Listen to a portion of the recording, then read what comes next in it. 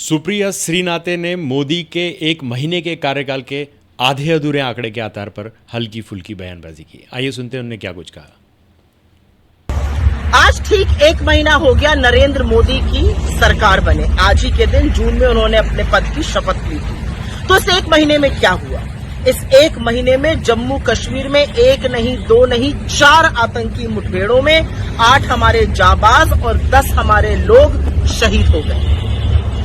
जो बात करते थे आतंकवाद को कब्जे में करने की, श्रद्धालु अब जम्मू कश्मीर में मारे जा रहे हैं। हमारे जाबाजों की शहादत हो रही है। इस एक महीने में जलपाईगुड़ी में एक बड़ा रेल हादसा हुआ। सोचा था कि पिछली बार बालासोर के हादसे से कुछ सीखेंगे, नील बटा सन्नाटा सीखा गया। जलपाईगुड़ी में फिर 40-45 लोग मर गए। इस एक महीने में पेपर लीक की तो मानो आपदा आ गई हो, महामारी आ गई हो। इस एक महीने में नीट की परीक्षा का पेपर लीक हुआ, उसके बाद नेट का पेपर लीक हुआ, फिर CSIR नेट स्थगित करना पड़ा, नीट की PG स्थगित करनी पड़ी। अरे दिल्ली विश्वविद्यालय अपना लॉ का एग्जाम नहीं करा पा रहा है। पेपर लीक की महामारी है। मोदी जी कहते हैं सब ठीक है। इस एक महीने में दाल का, आटे का, दही का, सबका दाम बढ़ा।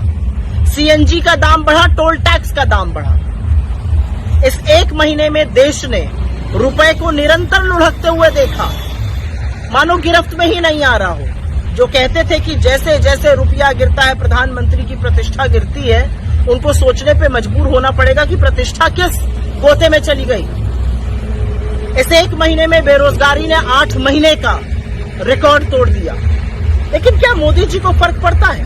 उनको कोई फर्क नहीं पड़ता। महंगाई से आप जूझिए, पेपर लीक की महामारी से आपके बच्चे जूझे, बेरोजगारी से इस देश का युवा जूझे, हिंसा और नफरत से मणिपुर जूझे।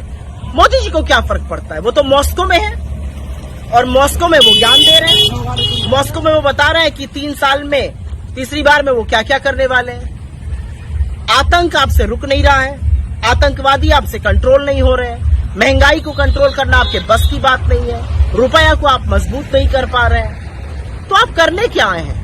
ये अलग बात है कि रिचार्ज भी अब इतना महंगा हो गया है कि रील देखना भी दुर्लभ होता जा रहा है। तो ये है एक महीने के मोदी सरकार का फलसफा।